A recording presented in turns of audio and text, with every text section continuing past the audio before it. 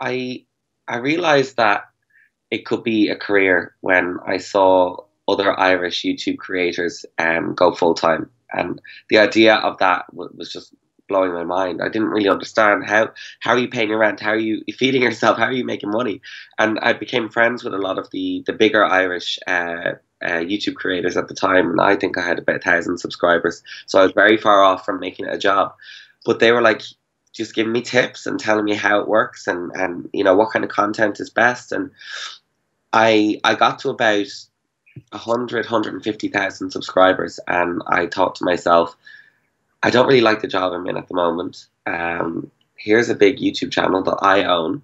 I've got brands that are wanting to partner up with me, and this is just a perfect marriage. I think the beauty of YouTube is that it's the World Wide Web. You can literally do it from anywhere on the planet as long as you have a personality, a camera, and an internet connection. You're flying. Um, I will say that in certain parts of the world, it is easier because the community lives there. So, if you are a YouTuber in LA, it's easier to collaborate and to do videos with each other, which in turn grows your channel super fast. And, in a place like Ireland where there are less people online in the YouTube community, that's the one downfall. But I started my channel and grew it to 100,000 subscribers in Ireland.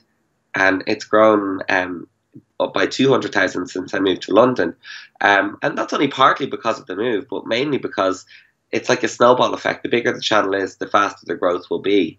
And the first 1,000, the first 100 subscribers are always going to be the hardest ones to get. It takes the longest time. But if you have a good concept, and or something goes viral and you're lucky, then you're going to grow pretty quick.